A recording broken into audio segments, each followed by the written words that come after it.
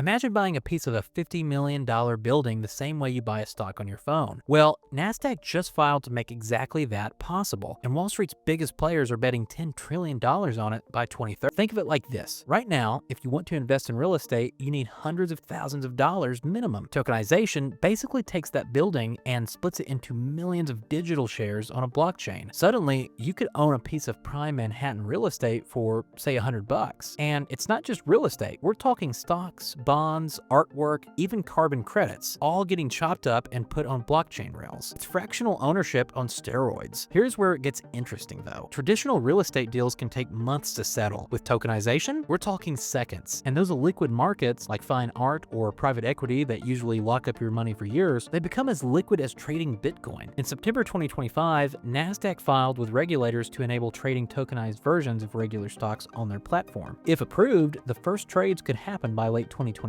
And not to mention, BlackRock's already got over $2 billion in their tokenized money market fund, and JPMorgan's already testing their own tokenized systems. So this isn't some crypto fantasy. It's Wall Street going all in. The wild part? Analysts are projecting this market hits $10 trillion by 2030. To put that in perspective, that's about 1/3 of the entire US economy. But what does this mean for regular people? Access. Right now, the best investments are locked behind wealth requirements and exclusive networks. Tokenization cracks that door wide open. You could build a portfolio of fractional real estate, pre-IPO company shares, and rare assets, all from your phone. And because everything's on blockchain, you actually own it. No middleman holding your stuff, no settlement delays, just peer-to-peer ownership. We're watching the financial system get rebuilt from the ground up. The question isn't if this happens, it's who gets left behind when it does.